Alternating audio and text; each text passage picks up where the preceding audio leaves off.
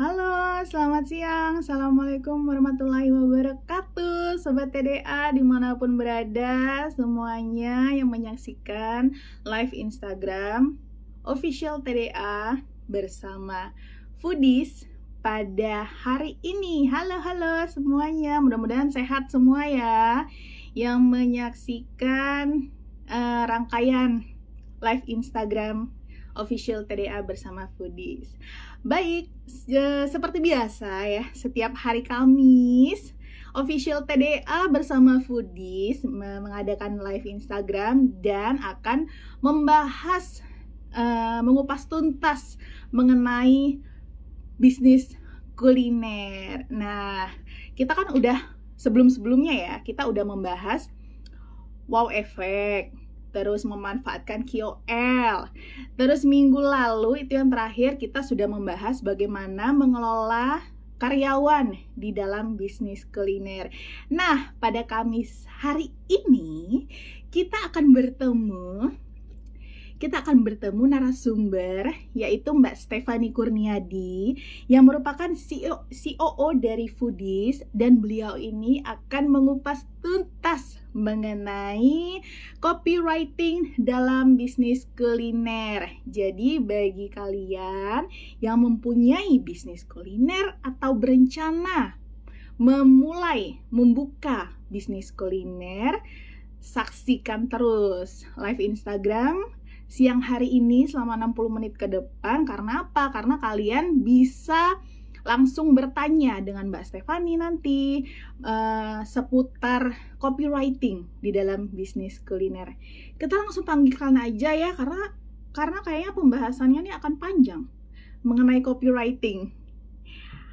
Halo. Ini dari mana aja yang nonton? Sapa-sapa dong. Oh iya, teman-teman, dan seperti biasa nanti kalian kalau misalnya mau nanya itu bisa langsung ke kolom pertanyaan ya, karena nanti biar nggak campur antara komentar sama kolom pertanyaan, memudahkan kami untuk membaca. Halo semuanya. Ada TDA Bulukumba. Halo TDA Bulukumba. Kita langsung panggilkan Mbak Stefani. Pekanbaru, Sumatera ya. Salam buat teman-teman di Pekanbaru. Nah, ini udah bersama kita di sini Mbak Stefani. Halo Mbak Stefani. Halo Mbak Tia, Hai, kedengeran ya suaranya jelas? kedengaran dong. Kenapa lagi hujan ya di sana?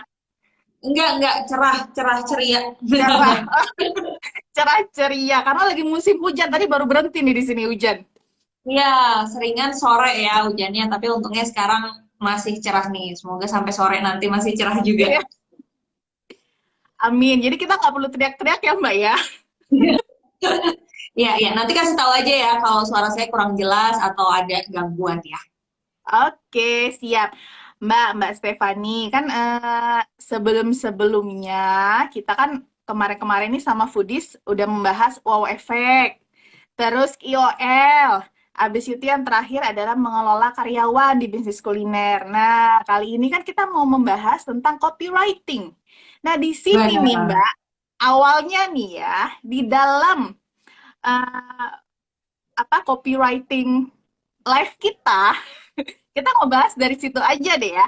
Dari live Ya, kita ini di Instagram, ini ada kalimat seberapa penting skill copywriting yang dibutuhkan untuk bisa mengembangkan bisnis kuliner kita. Nah, di situ aja udah ada pertanyaan tuh, Mbak. Ya, dari ya. copywriting itu yang bikin penasaran. Nah, sekarang langsung saja saya tanyain sama Mbak Stefani, seberapa penting sih Mbak skill copywriting kalau kita bikin bisnis kuliner atau di dalam bisnis kuliner kita, Mbak? Ya. Thank you Mbak Tia. Salam kenal juga ya buat teman-teman semua yang hadir ya. Tadi sempat lihat juga, wah dari berbagai kota nih ya di Indonesia ya. Nah sebenarnya materi hari ini ya, diskusi kita hari ini tuh sangat penting dan bermanfaat. Nggak hanya untuk bisnis kuliner sebenarnya Mbak Tia. Jadi kalau sebenarnya dari zaman dulu juga ya kan, kalau di marketing ya kan, kalau kita misalnya mau berbisnis gitu kan ujung-ujungnya tuh kita harus tujuan kita adalah punya banyak konsumen kan. Nah, gimana Iya. caranya supaya orang-orang nih tertarik dengan bisnis kita, mereka tertarik untuk tahu, kemudian mereka juga tertarik untuk membeli, dan gak hanya berhenti sampai situ ya, tapi sebenarnya aktivitas kita nih, apalagi kalau teman-teman yang masih usahanya baru atau masih kecil atau masih dalam tahap berkembang, itu kan ownernya langsung ya yang dalam keseharian itu menghandle atau mengurus usahanya gitu. Jadi sebenarnya bisa dibilang itu owner itu harus pemilik usaha gitu ya, harus punya kemampuan atau skill tuh untuk membuat orang tertarik ya sama bisnis kita. Jadi gimana sih caranya orang itu supaya tertarik sama bisnis kita? Kalau ngomongin bisnis itu mirip sama hubungan antar manusia sebenarnya ya kan Mbak Tia. Gimana sih biar misalnya ada orang yang tertarik sama kita gitu ya, nggak hanya calon pacar atau calon suami atau calon istri, tapi kan kadang-kadang kita kalau berteman juga kita pengen orang tertarik dengan diri kita gitu. Nah sebenarnya di dalam dunia bisnis tuh analoginya tuh mirip banget dan persis banget karena kita orang lah ya manusia. Nah salah satu caranya tuh kita melalui kan komunikasi kan. Makanya kalau teman-teman di kan sering banget dengar yang namanya media komunikasi gitu ya. Terus marketing kan salah satu halnya itu adalah berpromosi atau berkomunikasi gitu ya. Nah dari zaman dulu banget waktu ya media-media mungkin sebagian besar offline itu yang namanya copy ya, copy itu kan bahasa Indonesia sebenarnya tulisan ya, kata-kata ya, tulisan. Jadi copywriting itu adalah skill kita ya, skill seseorang untuk si merangkai kata-kata itu ya, supaya kita tuh bisa menarik orang lain gitu, dalam hal ini bisnis. Nah, tapi zaman sekarang tuh jadi makin penting nih Mbak Tia, karena kalau kita lihat ya dari data-data itu kan orang Indonesia ya yang jumlahnya ada 200 juta sekian, itu persentase mereka dalam mengkonsumsi media online itu udah makin lama makin besar gitu ya. Pertumbuhannya juga signifikan tinggi. Terus kalau teman-teman nih berbisnis, target marketnya nggak aneh-aneh banget ya. Artinya zaman sekarang di Indonesia itu usia produktif itu sebenarnya kan dua nih, generasi milenial sama generasi Gen Z ya. Jadi milenial yang mungkin paling senior gitu ya, itu mungkin umurnya kan sekitar 43 tahun ya. Itu usia produktif tuh. Ke bawahnya lagi ya, mungkin yang umurnya masih 20-an, itu adalah Gen Z. Nah, kenapa copywriting ini menjadi sangat penting banget? Karena mayoritas dari milenial dan Gen Z, mereka itu kan kesehariannya itu mencari informasi, yang mengkonsumsi berbagai rata-rata sudah dari media online ya kan. Nah, akhirnya ya kita punya bisnis, kita punya brand, itu kita harus punya kemampuan untuk memanfaatkan si media online ini untuk berkomunikasi sama mereka ya, supaya mereka jadi tahu nih tentang kita, jadi kenal bisnis kita, jadi tertarik gitu ya. Nah, senjata utamanya itu adalah copywriting. Karena kalau kita lihat di sosmed ya, dari data juga tuh waktu awal-awal mungkin 2-3 tahun kemarin ya, waktu inget nggak Instagram kan dulunya foto ya, foto terus gambar bergerak ya. Nah habis itu waktu zaman TikTok belum ada nih ya, waktu Instagram berubah punya konten video. Nah sejak itu sebenarnya dari data tuh diperlihatkan bahwa orang-orang nih user-user customer kita itu jauh lebih bisa ter-engage gitu ya, mereka jauh lebih tertarik dengan konten-konten yang bentuknya video atau bergerak gitu. Jadi itu video bergerak ya, biasanya video kan ada dibagi menjadi dua. Satu tuh ada kita sebut sebagai voice over. Jadi tipe video yang ada suaranya ya Mbak Tia ya. Jadi misalnya kalau benar paling sering kan misalnya influencer, halo guys, kita datang nih ke tempat yang luar biasa, menunya banyak, udah gitu harganya murah banget. Nah itu voice over namanya ya. Itu kan kata-kata juga ya.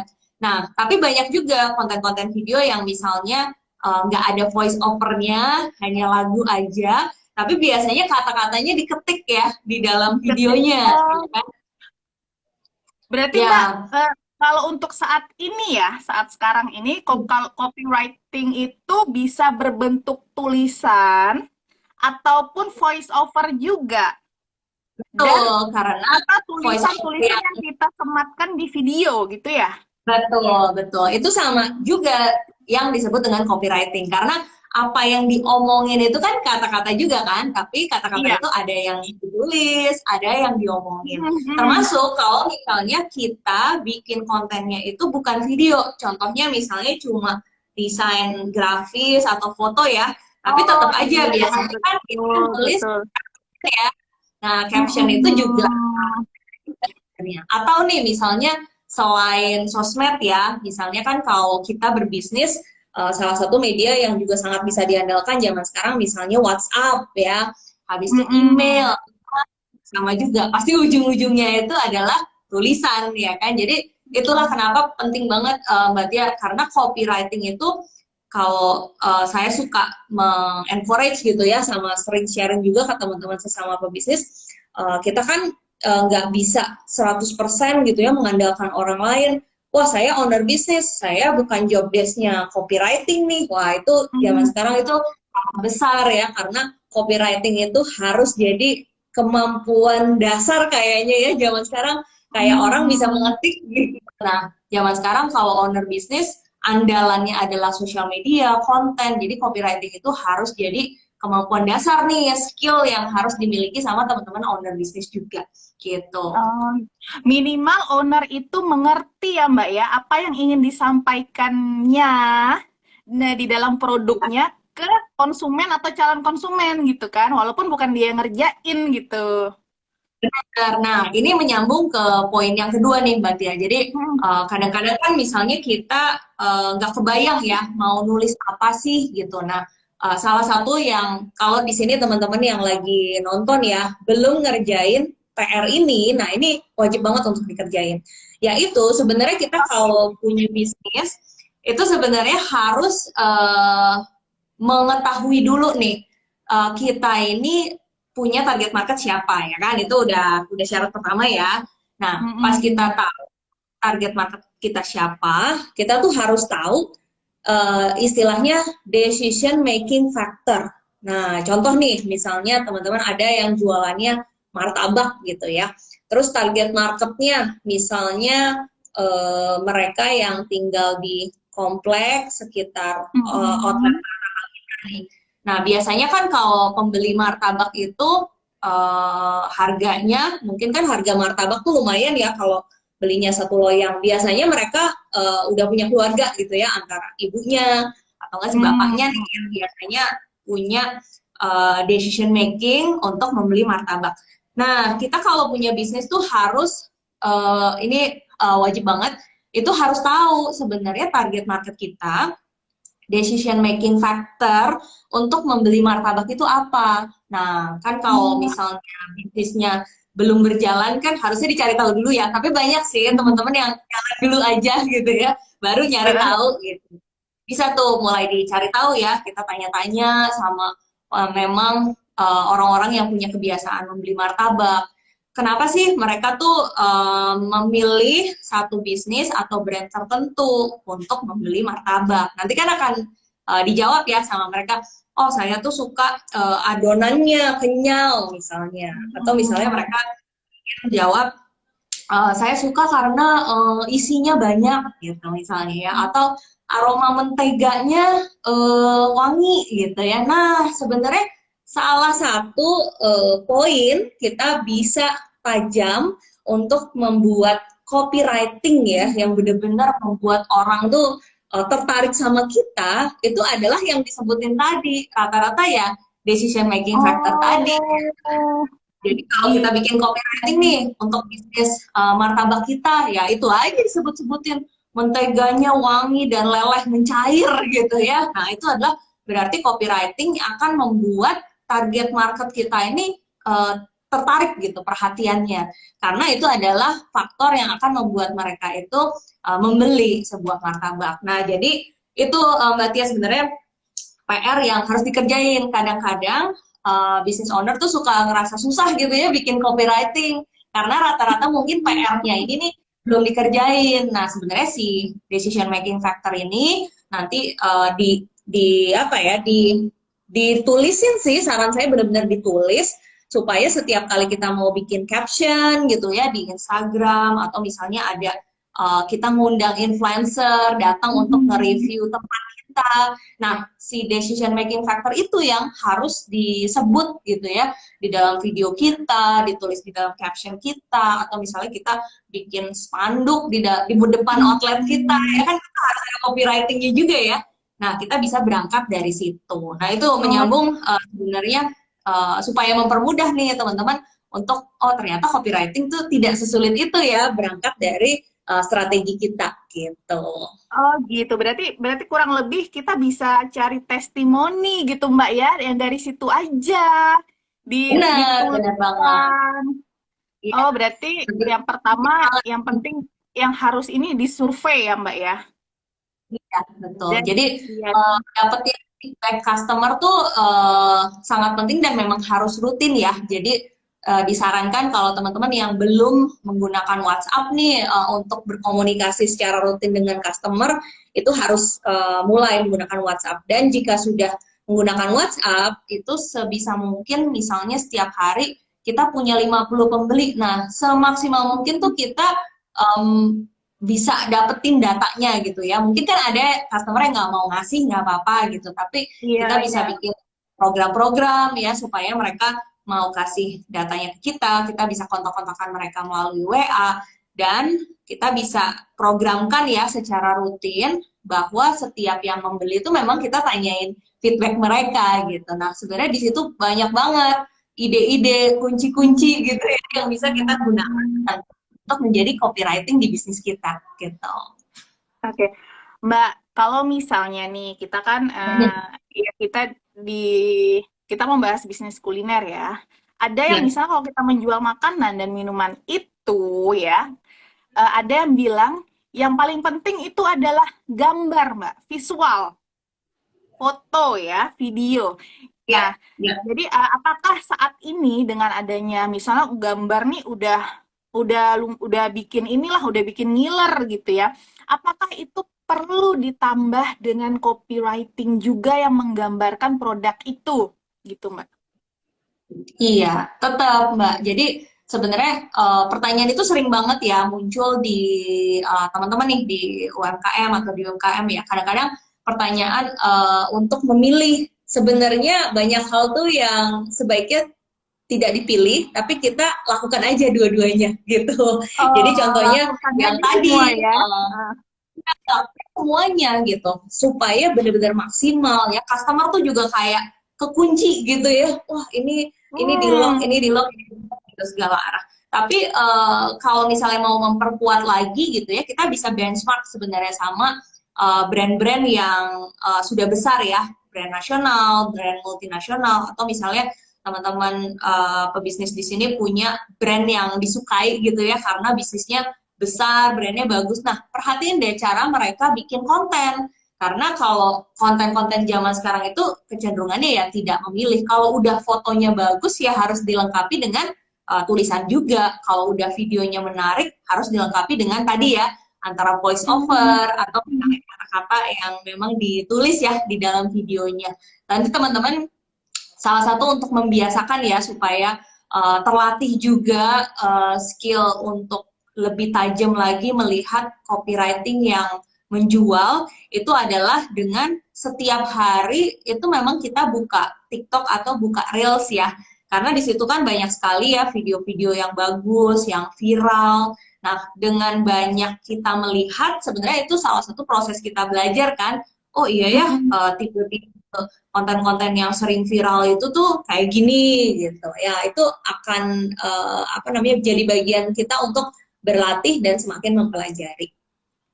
Hmm, berarti kita harus lihat juga yang lagi hits apa gitu, akan membahas tentang apa yang lagi viral ini, bisa kita kait-kaitkan ya dengan produk kita, Mbak ya. Iya, betul Oh ya, banget.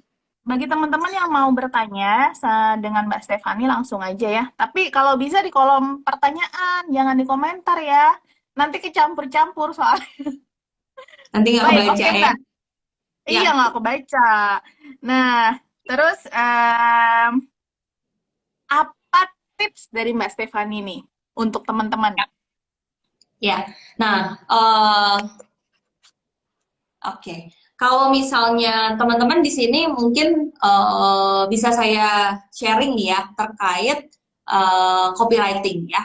Copywriting ini ada yang disebut dengan headline ya. Mungkin kalau ada yang udah pernah belajar juga atau pernah baca-baca lah ya, artikel kan sering tuh disebut headline, headline, headline gitu ya. Nah, intinya headline itu adalah sebuah kalimat yang pertama kali kita dengar atau misalnya pertama kali kita baca gitu ya Mm-mm. terhadap suatu konten tertentu lah. Misalnya kita bikin postingan gitu di Instagram, kan biasanya ada foto atau videonya, habis itu di bagian tulisan bawah, nah caption ya, kalimat pertama dari caption kita itu disebut dengan headline. Pokoknya kalimat pertama aja itu disebut dengan headline.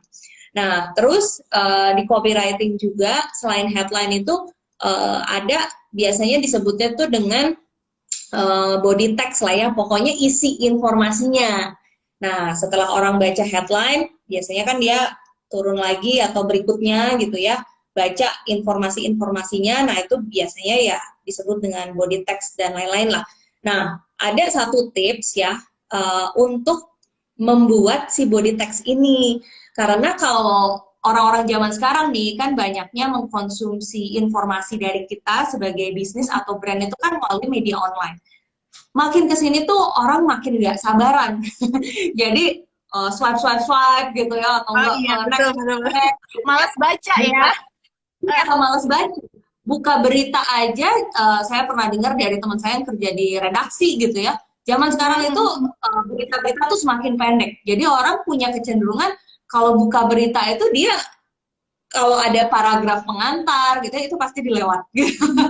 Jadi teman-teman Betul. bisa perhatiin tuh zaman sekarang berita-berita juga udah mulai pakai yang disebut dengan poin-poin. Nah, ini juga jadi tips ya buat Mm. kalau misalnya bikin informasi itu jangan mengarang indah, jadi jangan 2 paragraf gitu ya, atau 3 paragraf gitu. Nah, karena user-user ya, customer kita, orang-orang zaman sekarang tuh makin merasa tidak punya waktu dan mereka pengen cepet-cepet. Jadi kita kan harus Mm. membantu mereka mendapatkan informasi dengan lebih cepat gitu ya, terstruktur, ringkas gitu. Nah, itu disebut dengan poin-poin. Jadi kalau di berita mungkin teman-teman sekarang kalau buka situs-situs berita kan sering mungkin pengantarnya tuh sedikit, habis itu dia langsung masuk ke poin-poin ya, ada satu, Mm. dua, tiga, atau biasanya ditandai dengan huruf yang lebih tebal, baru ada penjelasannya sedikit, habis itu ada poinnya lagi, huruf lebih tebal, habis itu penjelasannya sedikit. Nah, biasanya dari karakter pembaca atau zaman-zaman sekarang ya netizen itu mereka akan nge-screening mata mereka tuh ya poin-poinnya aja. Nah, ini sebenarnya bisa kita praktekin juga ya di dalam tips kita bikin copywriting. Jadi kalau bikin caption tuh satu headline, habis itu Mm. bawahnya kita tadi makanya harus punya udah list nilai jualnya bisnis kita gitu. Decision making factornya apa, positioning kita apa, Mm. misalnya kita jual ayam goreng nih, tapi kita tuh harus udah punya kayak kamus ya atau contekannya gitu ya. Pokoknya ini adalah 5 kata atau 5 checklist yang selalu muncul di setiap komunikasi kita. Contoh, kita jualnya ayam goreng. Kata kunci kita itu adalah tulang lunak gitu ya. Terus kata kunci Mm. kita adalah gurih gitu. Terus misalnya apa ya? Golden, shiny gitu ya kan kadang-kadang kalau Mm. gorengan tuh orang wah pengennya ngelihat gorengan yang golden atau shiny. Nah, kita ngelis dulu kata-kata itu. Nah, sebenarnya si decision making factor, kata-kata kunci tadi, nah itu yang kita masukin di dalam headline ataupun poin-poin tadi. Dan yang terakhir nih, ini juga banyak sih yang belum implementasi, tapi ini sangat penting sekali. Itu disebut dengan call to action. Jadi setiap kali kita bikin copywriting, dimulai dengan headline, tengahnya adalah poin-poin nilai jual Mm. kita, di paling bawah itu disebut dengan call to action. Call to action itu apa sih? Nah, jangan sampai kita bikin konten ya atau menyampaikan suatu message tertentu, tapi udah aja gitu ya, udah aja gitu.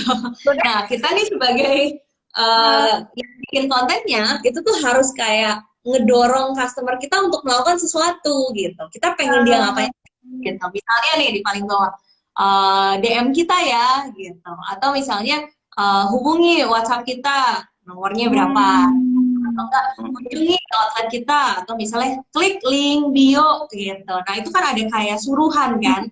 Itulah call to action tadi gitu. Jadi mau kita nulis caption atau misalnya kita bikin pesan WhatsApp gitu ya ke customer kita atau misalnya kita bikin video gitu. Nah, itu selalu harus diakhiri dengan tadi call to action. Kita pengen ngedorong mereka nih melakukan apa.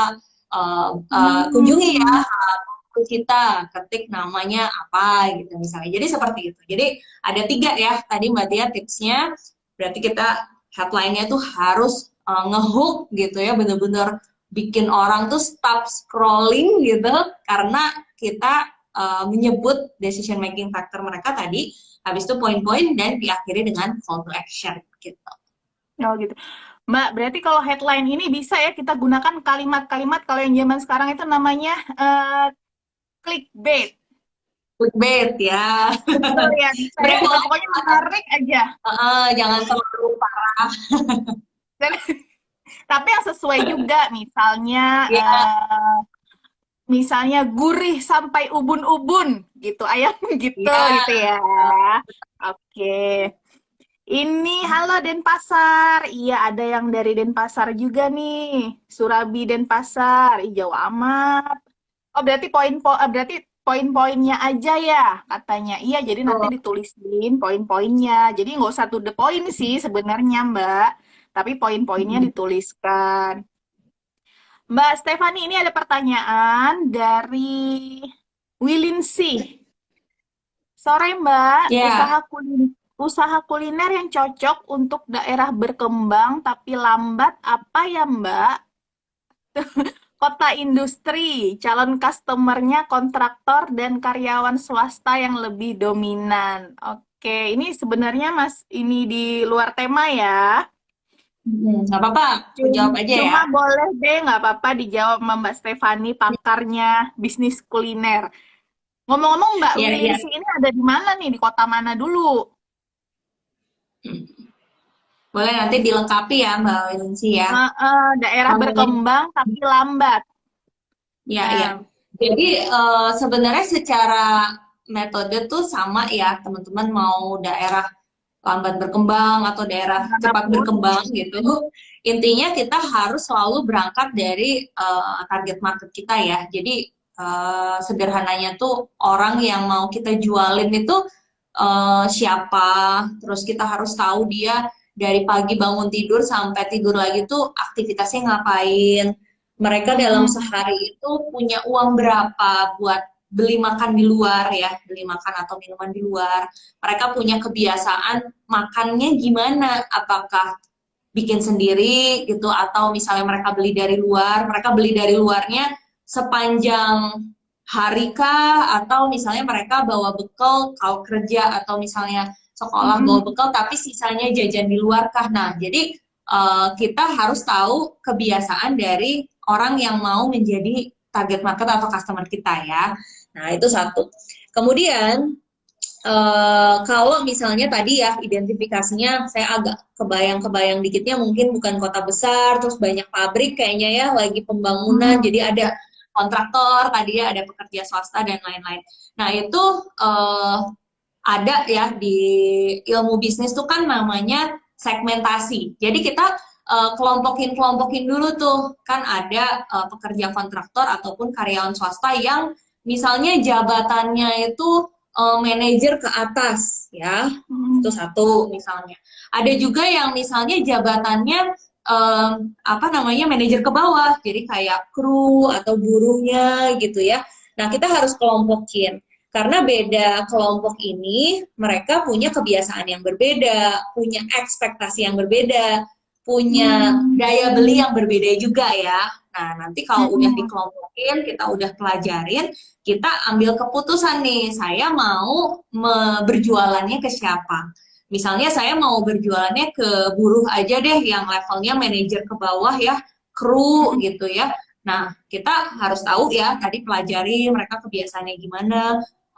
Mereka itu per hari itu ngeluarin uang misalnya 15.000 gitu buat makan gitu, sama minum gitu ya. Nah, kita bisa berangkat dari situ. Karena kalau misalnya jumlahnya kan keunggulan, kenapa kita pilihnya yang levelnya kru gitu ya, yang di bawah manajer karena mereka jumlahnya banyak. Tapi kita kan Lebih punya banyak. konsekuensi juga ya, daya belinya lebih kecil. Berarti kita jual produk-produk harus yang harganya terjangkau dengan mereka dan produk-produk yang sesuai kebutuhan. Mungkin kayak makan siang tipe-tipe warteg gitu ya, yang nasinya banyak gitu ya.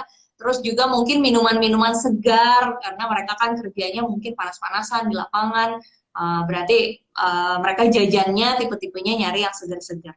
Atau misalnya lebih pengen memilih yang manajer ke atas gitu ya. Berarti kan daya belinya lebih bagus, tapi konsekuensinya mungkin jumlahnya nggak sebanyak yang kru. Iya. Tapi mereka punya ekspektasi yang beda kan. Misalnya, wah pengen makan nasi Padang tapi tempatnya ber-AC gitu ya, karena mereka kan mungkin pengen sambil ngobrol sama teman-teman kerjanya gitu ya, sambil makan siang dan lain-lain. Jadi contoh-contoh idenya seperti itu, tapi secara prinsip kita pelajari dulu di situ ada siapa, daya belinya berapa, dan mereka kebutuhannya apa gitu Mbak Tia.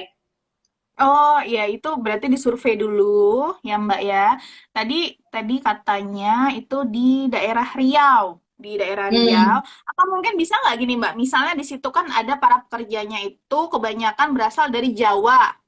Jadi Ya, mungkin sajikan jual menu yang eh, yang berasal dari yang daerah Jawa, dikangenin. bukan menu lokal, karena mungkin kan lidahnya nggak cocok Banget. gitu Bisa sama yang banget, di betul. Riau gitu, bisa banget gitu ya. Jadi memang harus dibutuhkan survei lah marketnya Ya, seperti apa Mbak gitu. ya. Terus kalau misalnya kebetulan ya marketnya itu misalnya 25 tahun ke bawah, kuliah atau SMA, itu ada satu Mm-mm. metode yang menarik banget nih buat teman-teman yang ada di daerah, itu adalah dengan menjual tren-tren yang viral di perkotaan atau di online. Biasanya mereka tuh kepengen Oh, makan itu, minum itu, tapi di daerahnya nggak ada kan. yang Nah, nggak kita ada. jadi Oh, iya. untuk dijual. Nah, itu banyak banget dipraktekin sama teman-teman ya, community di Foodies, dan itu jadi nyumbang kenaikan omset jadinya karena mereka satu-satunya yang ngejual barang itu gitu ya, produk-produk yang lagi Berarti viral harus itu. gercep ya Mbak ya, ngelihatnya ada tren apa nih di luar gitu. Iya, Oke Mbak, benar. pertanyaan selanjutnya Mbak. Sore Kak, ini dari Mas Gilang. Mas Gilang bertanya, Ya, sore Kak, izin bertanya kalau usaha baru, apakah perlu ada karyawan khusus copywriting atau bisa sambil jalan aja? ya. Gimana Mbak? Jadi kalau misalnya kita kalau usahanya baru, eh, kan tipe usaha baru ada dua ya. Satu, usaha baru yang dimulai dengan modal yang besar. Nah, biasanya kalau Hmm, modal yang besar itu pas menyusun rencana bisnis kan pasti target penjualannya, target pertumbuhannya juga besar dan cepat kan. Biasanya kalau tipe ini itu dibutuhkan tim-tim yang cenderung lebih lengkap gitu ya. Tapi sebenarnya copywriting itu bukan satu orang khusus ya. Biasanya kalau di bisnis nih itu masuk di misal nama jabatannya tuh kayak misalnya promotion staff atau misalnya social media manager atau social media admin. Nah, mereka biasanya termasuk membuat copywriting itu. copywriting.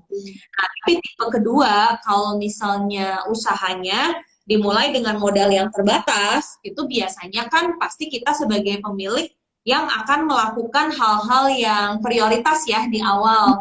Nah, salah satu hal yang prioritas di awal untuk bisnis zaman sekarang itu kan kita memperkenalkan brand atau merek atau bisnis kita melalui media online kan. Nah, di dalamnya itu pasti ada kebutuhan copywriting itu. Jadi makanya sangat disarankan karena harus yang ngerjainnya juga pemiliknya gitu kan. Jadi yang harus berlatih juga untuk bikin copywriting yang menarik itu adalah si pemiliknya ya atau ownernya yang baru ngejalanin ini. Nah, tapi kalau misalnya teman-teman udah mulai bertumbuh nih, jadi ownernya juga masih terlibat, tapi sudah mulai bisa dibantu sama uh, tim gitu ya, kita hire karyawan. Nah, sama ya tadi, jadi bukan khusus job desk-nya hanya membuat copywriting, tapi misalnya job desk-nya adalah dia mengelola sosial media gitu. Jadi kita bikin ya target-target kerjanya, misalnya pertumbuhan followersnya dalam sebulan harus naik jadi sekian. Terus setiap hari harus posting berapa apa aja. Habis itu kalau misalnya posting jumlah view-nya minimal berapa. Nah, karena di dalam job desk mereka mencapai target kerja itu di dalamnya ada aktivitas menyusun copywriting gitu. Iya, karena kan copywriting termasuk dalam konten ya, Mbak ya. Jadi pokoknya mengelola Ya, sosial media itu yang diperlukan. Oke, Mbak, ini ada pertanyaan lagi dari Iger Doer. Iger Doer ya. Boleh dong, Kak, kasih review buku atau website untuk kita cari-cari inspirasi copywriting. ya, apa ya? Website Copywriting aku ya. tahu deh rekomendasi yang pertama adalah Mas bisa buka YouTube Foodies. Itu banyak juga salah satunya ya. Itu Ya, salah ya. satunya. Bisa masukin kata kunci konten juga ya di YouTube Foodies itu pasti ada pembahasan tentang itu. Terus Hmm. juga sebenarnya apa ya? Banyak banget sih kayaknya mungkin nanti di Instagram atau di Google gitu ya bisa search aja belajar copywriting gitu misalnya itu banyak banget sih yang free juga banyak ya mau yang bentuknya apa namanya kelas-kelas yang lebih serius juga banyak. Iya, untuk lebih detail kan banyak juga ya kelas-kelasnya Mbak ya, di Foodies juga ada. Boleh Ya. nanti diikutin tuh Mas. Nah, tadi tapi jangan lupa, kalaupun misalnya nih mencontoh yang ada di YouTube, yang ada di Google, produk lain gitu ya, tapi harus disamakan dengan produk yang kita jual. Jangan dicaplok Oh, eh, jangan mentah-mentah ditiru juga ya Mbak. sama. Oh, ya. Makanya tadi strategi kitanya nih sebagai bisnis tuh punya strategi apa yang menjadi nilai jual itu harus diberesin dulu ya. Jadi kita sering sebut istilahnya tuh namanya mandatory. Jadi mandatory itu kayak sesuatu yang suatu keharusan gitu. Jadi kita bisa bikin itu di dalam Word gitu ya. Kita ketik nih. Jadi mandatory copywriting buat bisnis kita nih. Nah, satu tadi ya, decision making factor, customer kita apa, kita list. Terus positioning ya, nanti bisa tuh cari di YouTube-nya Foodies ya, positioning. Belajar ya tentang positioning kita. Kita pengen brand kita itu dikenal sebagai apa gitu. Nah, itu harus diulang-ulang di dalam copywriting-nya konten kita ya. Diferensiasi kita apa nih dari sisi produk, diferensiasi kita dari layanan apa gitu ya, sehingga hal-hal itu juga yang dimunculin lagi di dalam copywriting. Nah, mandatory ini banyak banget gunanya Mbak Tia buat kita biar pas bikin konten gak kemana-mana lagi kan, berarti kan kita balik ke strategi utama. Kalau misalnya kita ngundang influencer tadi, kita ngundang nih key opinion leader buat nge-review tempat kita atau produk kita, si mandatory ini kita kirimin ke mereka. Mbak nanti pas nge-review kita jangan lupa poin-poin ini disebutin ya gitu. Jadi customer-customer kita ini pada saat ngelihat konten baik yang kita buat sendiri ataupun dibuat oleh influencer tuh memang mengarah ke satu brand awareness dan positioning yang memang udah kita rancang dari awal gitu. Jadi nggak kemana-mana gitu ya. Jadi benar-benar memang sudah distrategikan gitu. Ya, selanjutnya Mbak. Pertanyaan dari Ya, Mbak Fatima Hulfa. Sore Kak, apa ada tips untuk pola copywriting yang interaktif? Soalnya sering mentok kalau buat konten feed atau story yang interaktif. Ya, silakan Ya, Mbak oke. Steph.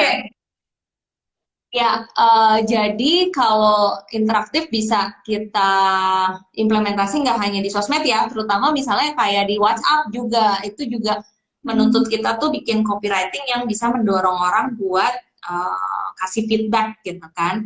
Nah, itu masuknya di poin yang call to action tadi sempat saya share ya, Mbak Tia. Jadi di bagian bawah tuh. Nah, Oh, hindari, jadi satu ya prinsipnya nggak boleh kita bikin copy bawahnya itu nggak ada dalam tanda kutip tuh suruhan gitu nggak. ya kan call to action tuh Oh, kayak istilahnya iya. mendorong konsumen melakukan apa gitu kan. Nah, Oh, salah satu berarti kalau gini ya, kalau misalnya berarti kita nggak boleh hanya menginformasikan aja, gitu Mbak ya, tapi harus iya, ada ajakan, harus ada perintah untuk melakukan iya, apa nih habis ini gitu.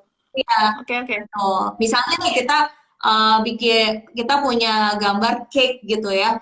Terus ada Mm-mm. cake-nya itu kita mau belah gitu. Terus bawahnya kita di call to action-nya kita tulis gitu ya di bagian call to action-nya kita tulis uh, yuk jauh apa namanya tulis di kolom komen kira-kira dalamnya kue ini uh, red velvet atau rainbow gitu ya. Contohnya aja tuh gitu. Nah, itu kan Ah, pancingan iya. ya untuk Aha. buat follower-follower kita itu jadi ngejawab gitu. Tapi kan kalau misalnya kita nggak tulis itu, nggak ada call to action-nya, akhirnya nggak memancing interaksi juga kan. Jadi sebenarnya interaksi itu Mm-mm. sesuatu yang sangat mudah untuk didapatkan, tapi harus triggernya dari kita yang harus mancing. Terus contoh lagi nih, Mbak Tia yang bisa banget nih diimplementasi sama teman-teman ya yang lagi nonton. Kalau kita ngirim WhatsApp ke customer, jangan sampai kalimat terakhirnya itu uh, bukan pertanyaan. Jadi misalnya kan kadang-kadang banyak yang jualan online nih. Jadi kalimat terakhirnya itu harus pertanyaan. Rencana transfer jam berapa kak gitu. Terus misalnya mau transfernya lewat BCA atau Mandiri kak gitu. Jadi harus dalam bentuk pertanyaan gitu supaya bolanya ada di customer kita ya. Jadi dia yang berikutnya harus jawab. Jadi jangan sampai berakhir dengan informasi gitu ya atau ya udah titik gitu. Nah itu akan rendah interaksi. Akhirnya banyak kan apa namanya pesan-pesan WhatsApp tuh yang digantungin gitu ya, nggak dibales Iya, sama si iya. Karena kesannya pasrah gitu ya Mbak ya. Padahal langsung aja, pesannya. langsung ditodong aja gitu. Jadi mau Iya. mau order berapa porsi Kak gitu misalnya. Nah, Hmm, baik. Ada lagi yang ingin bertanya. Nah, jadi tadi Mbak Steph bilang tadi ada konten itu ada terdiri dari headlines, terus ada body text. Body text itu nanti kalau bisa itu berupa poin-poin aja karena netizen sekarang itu males baca sebenarnya. Poin-poin aja dan yang terakhir itu untuk penutupnya ada call to action. Jadi mengajak atau dorongan untuk action nih selanjutnya apa? Apakah order melalui WhatsApp atau ada di Shopee dan lain-lain gitu ya Mbak ya? ya betul. Oke. Ada tips lain kalau masalah nih, Mbak. Tadi kan udah tips. Mm-mm. Nah, masalah yang sering ditemui teman-teman di Ya, bisnis kuliner dalam hal copywriting tuh apa sih, Mbak? ya.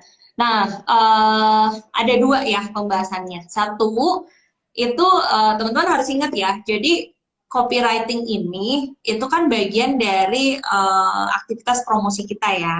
Nah, Mhm. promosi ya, aktivitas promosi nih, aktivitas berkomunikasi itu hanya sebagian dari penentu keberhasilan kita jualan ya. Nah, ada Hmm. faktor-faktor lain yang harus dipenuhi gitu ya. Jadi nggak bisa nih misalnya kita punya usaha copywritingnya keren banget gitu, tapi yang lainnya Mhm. zong, akhirnya nggak bisa jualan Hmm. juga gitu ya, bisnisnya nggak bisa jalan juga. Nah, saya recall aja ya, ngingetin aja. Satu berarti kan produknya tuh harus menjawab ya kebutuhan konsumen, harus punya wow efek. Nanti lihat lagi ya rekamannya tuh di YouTube-nya Foodies ada waktu kita apa namanya live IG ya tentang wow effect. Terus harganya harus pas ya, terus pembeli juga harus mudah menemukan produk kita kalau misalnya dia mau beli, gampang beli lewat online misalnya dan lain-lain ya. Jadi itu kalau teman-teman pernah dengar atau ingat itu kan marketing mix kan, product, price, place, promotion. Pokoknya itu wajib dipenuhi. Jadi copywriting kita pikirin ya, kita ulik, kita buat jadi bagus dengan syarat tadi semua hal-hal yang sifatnya strategi marketingnya itu sudah betul ya. Nah itu poin pertama. Terus poin kedua yang biasanya menjadi hambatan ya, itu adalah kalau teman-teman mungkin banyak pertanyaan nih masih bingung ya karena kan tipe orang tuh ada dua Mbak Tia. Satu kalau misalnya dia ada di depan laptop terus ada Word kosong gitu, ada orang yang tipenya udah tau lah dia kayak jarinya gerak sendiri tahu mau nulis apa gitu ya. Tapi ada juga yang enggak gitu ya. Ada juga yang mau nulis apa ya nggak kepikir sama sekali gitu ya, nggak ada bayangan sama sekali segala macam. Nah caranya supaya kita lebih kebayang itu adalah dengan memasukkan kita tuh ke dunia itu ya. Mungkin teman-teman ada yang sehari-hari sebagai pebisnis tuh jarang merhatiin tadi yang saya sebut berapa lama kita punya kebiasaan ngeliatin TikTok misalnya atau Reels gitu ya. Tapi yang jadi kalau misalnya kita bisnisnya kuliner, kalau di TikTok kita pastiin algoritmanya tuh tentang kuliner-kuliner ya, tentang kuliner viral, tentang influencer, biar kita itu benar-benar punya kebiasaan. Terus kalau kita melihat puluhan hingga ratusan konten yang bagus, akhirnya tuh otak kita akan ngeprogram sendiri. Oh kalau kayak gini-gini, kalau kayak gini-gini, oh kalau kata-kata tuh kayak gini-gini, nanti lama-lama beneran deh jadi hafal gitu ya. Karena memang tiap hari gitu ya, kita ngeliat, ngebiasain gitu. Nah, biasanya masalahnya suka stuck, terus nggak kepikir, akhirnya kadang-kadang jadi ngejudge ke diri sendiri, oh saya nggak kreatif nih, gitu segala macam. Karena mungkin tidak punya kebiasaan itu gitu untuk punya banyak sekali referensi. Nah, setelah kita observasi, terus jadi kebiasaan, jadi kebayang gitu ya. Nah, itu langkah selanjutnya untuk mengatasi masalah itu adalah harus latihan. Jadi harus berani gitu. Kadang-kadang kan ada yang, aduh saya kalau misalnya bikin konten takut jelek gitu ya, bikin copywriting takut jelek. Tuh nggak usah takut teman-teman, karena konsumen kita juga nggak seperhatian itu sama kita ya. Jadi kalau misalnya kita punya konten yang kurang bagus gitu, mungkin customer kita nggak akan ingat juga gitu. Jadi nggak usah khawatir melakukan suatu kesalahan gitu ya, atau takut kontennya nggak bagus. Tapi yang penting harus latihan gitu, harus benar-benar merasakan bikin konten, detail-detail prosesnya memang ngerasain sendiri, terus rutin ya, konsisten. Jadi kalau di TikTok itu kan sebisa mungkin satu hari satu ya, sebisa mungkin ya teman-teman. Di Reels juga, terus di feed, terus di Instastory, terus di WhatsApp itu kan daily ya, activity-activity yang daily. Jadi konsisten, nanti lama-lama kita kan bisa nge-review, oh konten yang seperti ini saya buat viewernya segini, konten yang seperti ini saya buat viewernya segini. Akhirnya kita dapat learning curve-nya. Jadi kita ya itu yang dinamakan dengan proses belajar kan. Jadi kalau kita konsisten melakukan, kita improve tuh sedikit demi sedikit. Akhirnya ya kita jadi lebih ahli gitu. Nah terakhir tipsnya ya, karena berhubungan dengan biasanya kendala-kendala nih yang ditemui, itu adalah orang yang mengerjakan itu adalah orang yang tepat gitu ya istilahnya. Jadi kadang-kadang misalnya kalau kita bisnis kan kalau sendirian banget, misalnya nggak punya partner gitu ya. Kalau misalnya punya partner mungkin masih bisa berbagi peran ya. Siapa nih yang lebih punya jiwa ngonten gitu ya, mungkin ditugasin ke orang itu gitu. Tapi kalau misalnya kita sendirian bisnisnya, nah kita nih harus cari solusi. Macam-macam yang bisa dilakukan ya. Contohnya misalnya kita punya karyawan, mana ya kayak kira-kira karyawan saya nih yang orangnya eksis gitu.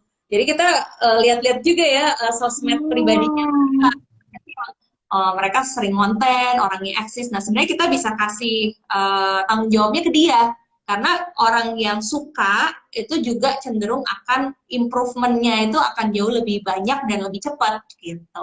Atau banyak juga yang pakai solusi itu dengan intern ya, karena kan di setiap kota atau daerah biasanya kan kemungkinan ada SMK atau ada kampus ya, mereka tuh punya kewajiban untuk intern kan, magang.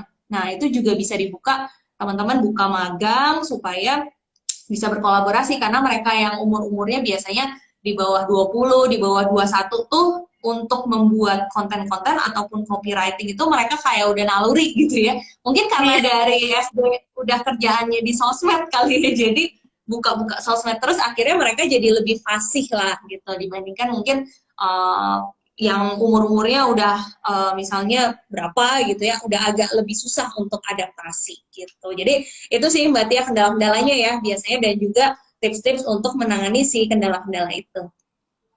Oke Mbak, tadi kan misalnya nih Mbak, tadi kan bisa Hmm. juga kita bikin magang lah gitu. Itu kan istilahnya kan memang harus orang-orang yang kekinian ya Mbak ya, yang diisi di dalam bidang sosial, yang megang sosial media bisnis kita gitu. Nah, Ya, misalnya nih, saya punya bisnis apa ya, sate taichan deh. Nah, sate taichan itu kan targetnya memang anak muda ya Mbak ya. Sedangkan kita kan ya, nggak tahu nih bahasa anak muda zaman sekarang nih apa gitu. ya, Jadi itu perlu juga ya Mbak ya, kita apa, menugaskan eh, orang-orang atau karyawan yang memang umur-umurnya itu 20-an lah gitu yang mengerti kekinian dengan bahasa yang sekarang ini seperti apa. Kalau kita iya, kan betul. bahasanya itu ya bahasa beda gitu ya sama bahasa anak muda. Itu perlu nggak sih? Atau itu sering menjadi masalah nggak, Mbak? Yang penting kan kita fokus sama outputnya ya. Outputnya itu Mhm. adalah kita perlu punya sosial media yang konten-kontennya sesuai, relevan dengan target market kita. Nah, cara untuk mendapatkan output itu bisa macam-macam. Bukan berarti semua yang misalnya umur 30 ke atas, 40 ke atas tidak bisa melakukan hal itu, tidak selalu ya.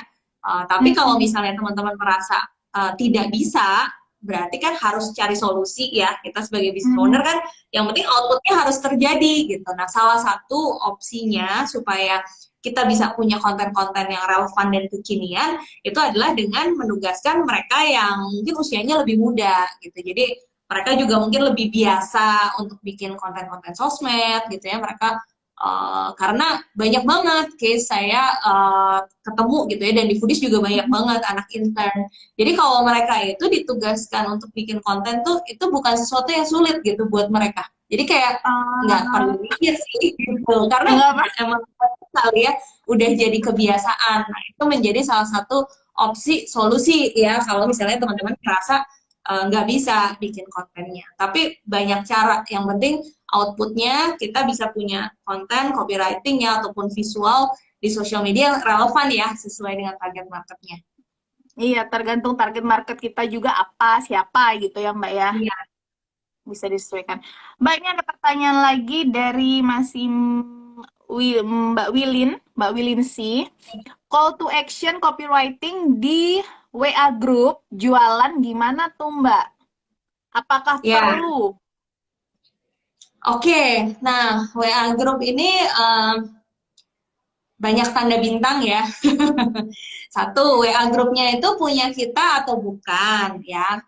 Kalau misalnya WA grupnya bukan punya kita, tetap ya kita nomor satu sebenarnya kita perlu memperhatikan nilai-nilai sosial lah ya. Artinya kan konsumen itu hanya akan mau membeli jika dia menyukai kita ya, jika dia menyukai brand Mhm. kita, jika dia membutuhkan produk kita juga gitu. Nah itu soalnya sangat berhubungan ya dengan uh, kita memanfaatkan WhatsApp grup untuk berjualan. Jadi kalau misalnya kita nggak ada engagement sama si member dari WA group itu, habis itu kita jualan di situ, mungkin kan banyak istilah-istilah juga yang disebut spamming ya.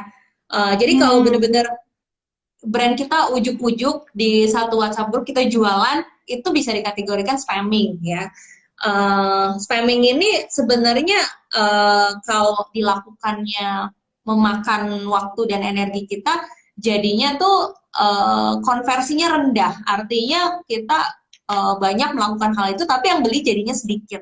Itu hal yang wajar sekali, karena orang membeli itu nggak bisa langsung gitu. Jadi kalau teman-teman pernah belajar ya, ada namanya cold market. Cold market ini orang yang tahu tentang kita tapi cuma pernah dengar aja. Habis itu mereka kan harus dibikin jadi warm ya.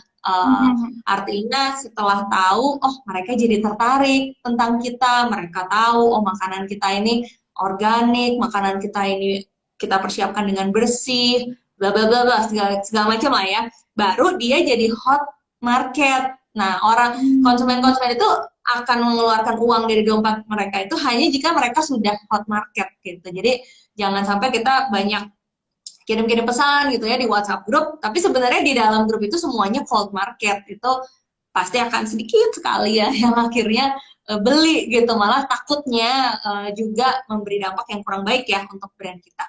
Tapi kalau misalnya WhatsApp grupnya juga udah terengage ya, tepat sasaran juga ya segala macam, sebenarnya copywritingnya bisa mengikuti yang tadi ya, kita punya headline yang sesuai dengan decision making factor ya. Habis itu kita bikin poin-poin, habis itu kita call to action ya. Tapi saran saya sih yang namanya konversi ya. Jadi ngedorong si konsumen untuk membeli itu the best-nya itu adalah private chat ya, supaya kita tuh bisa mengidentifikasi dan bisa lebih personal gitu ya. Kalau misalnya di grup kan kita nggak bisa ngebaca proses-proses dari setiap orang yang banyak itu kan. Tapi kalau misalnya mereka ada pertanyaan itu tuh bisa kita anggap sebagai objectionnya dia. Objection itu sesuatu yang masih dia pikirin dan harus kita selesaikan sampai akhirnya dia membeli. Contoh, misalnya dia masih tanya, Mbak itu kemasannya nanti dikirimnya pakai kemasan apa? Nah kita kan harus jawabin ya. Semua pertanyaan dia itu terjawab, baru akhirnya dia akan membeli. Nah, kalau di grup kan sifatnya mungkin baru teaser ya, jadi kayak trigger pertamanya aja. Jadi mendingan di paling bawah, japri admin ya, untuk admin bantu informasi detailnya. Nanti masukin tuh linknya. Teman-teman kan saya bisa ngetik ya, wa.me habis itu ditulis nomor teleponnya, itu tuh kalau diklik kan bisa langsung masuk ke itu. Kalau adanya di grup bisa tuh masukin link itu supaya orang-orang yang ada di grup dan tertarik dia nanti langsung klik, habis itu langsung chattingannya private sama adminnya gitu.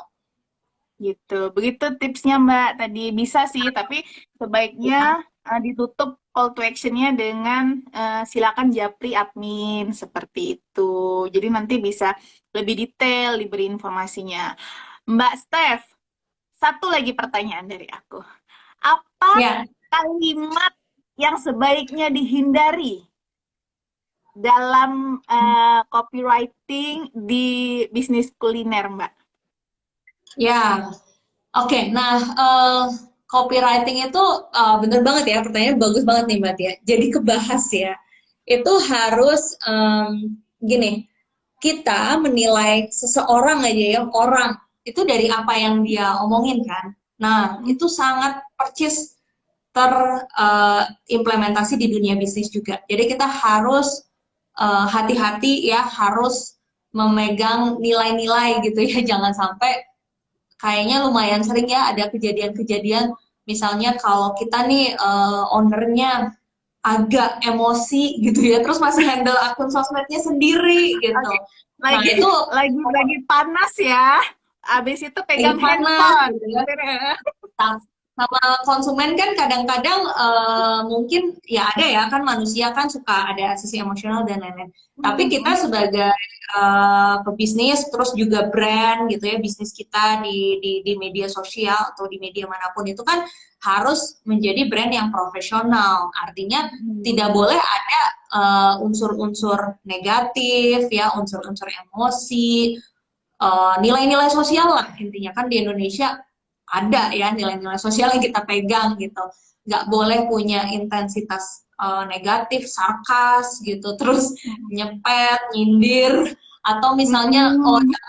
bawa politik ownernya, pendapat politik ownernya ke brandnya gitu ya. Terus kalau punya opini-opini itu mungkin disalurkan di pribadi aja gitu ya, sehingga Mm-mm. bisnis kita ini netral ya, karena kan bisnis dan brand kita ini punya kepentingan untuk disukai oleh banyak orang gitu. Jadi kita harus menjaga lah supaya nggak menyinggung sara juga, nggak punya intensitas negatif, nggak mengeluarkan kata-kata kasar, hewan-hewan apapun itu ya. Pokoknya kita harus Mm. jaga citra dari brand kita ini supaya bagus gitu. Nah itu adalah hal-hal yang harus disadarin ya. Kadang-kadang kan kalau sosial media itu kan benar-benar ada di handphone kita gitu ya, berhubungan dengan kayaknya gampang banget kan kita kalau mau ngepost gitu atau klik enter. Nah itu memang harus ada awareness ya di diri kita ataupun kita apa training juga karyawan kita yang memang punya tanggung jawab untuk pegang sosial medianya gitu. Oh ya, berarti harus di training secara baik ya Mbak ya. Kalaupun kita punya karyawan gitu loh, nggak boleh ada yang menyebalkan menurut dia, terus dia ke-trigger gitu ya, terbawa, Iya. Nah, terbawa makanya tadi ini. yang disebut sebagai mandatory itu penting sekali Mbak Tia buat disusun ya. Itu biasanya kalau bisnisnya udah mulai lebih rapih tuh bagian dari brand identity gitu. Jadi Mm-mm. misal kalau adminnya suka ganti-ganti atau misalnya sosial medianya kadang dijawabnya sama ownernya, kadang dijawab sama karyawan itu sebenarnya nggak apa-apa asal ada mandatorinya. Kalau menyebut followersnya misalnya apa nih? Apakah K atau Hmm. ada sebutan lainnya gitu ya? Kan suka kita bikin sebutan-sebutan yang khusus kan buat customer kita, menyebut diri adminnya apa. Nah, itu harus seragam. Nah, itu bagian dari mandatory tadi gitu. Jadi beda-beda yang handle gitu ya. Mungkin kan karyawan ada aja ya yang keluar masuk kemudian berganti, tapi wajah dan copy dan bahasa yang digunakan oleh brand kita di berbagai macam media itu harus sama gitu supaya identitasnya juga tetap terjaga gitu. Gitu. Baik, Mbak Stefani, kita tuh nggak berasa ya, udah 1 jam loh kita live di sini. Ya, Nggak mudah-mudahan berasa tadi yang banget. disampaikan, iya yang disampaikan Mbak Stefani tadi bermanfaat buat teman-teman di bisnis kulinernya masing-masing. Dan satu pesan terakhir Mbak untuk teman-teman yang nonton. Ya, oke. Okay. Satu pesan terakhirnya adalah skill copywriting ini jadi skill yang wajib banget ya dimiliki oleh teman-teman owner bisnis. Karena kita banyak sekali melihat contoh kasus ya, contoh case yang menarik bahwa owner-owner yang jago marketing, jago sosial media, itu mereka bisnisnya lebih cepat berkembang. Karena kalau si ownernya punya skill ya, dalam bikin konten, dalam bikin copywriting yang menarik, itu lumayan banyak menghemat budget di awal ya. Terus Nah, bisnis kita ini jadi lebih cepat terkenal, terlepas nanti pada saat salesnya udah mulai bagus, kita bikin tim ya, itu nanti kita bisa punya tim yang untuk menghandle itu secara profesional. Tapi biasanya kalau di awal-awal kelihatan banget tuh bedanya owner-owner yang mungkin awalnya mereka nggak sejago itu juga, tapi mempelajari ya jadi konten yang bagus tuh kayak belajar ya gimana Mbak. sih, Mm. copywriting yang menarik seperti apa. Mungkin hari ini kan kita belajar banyak permukaan-permukaannya ya. Diharapkan nanti teman-teman belajar lagi lebih detail. Dan yang tadi saya share juga bahwa harus berlatih juga ya supaya nanti improvementnya juga terus-menerus bisa kelihatan gitu.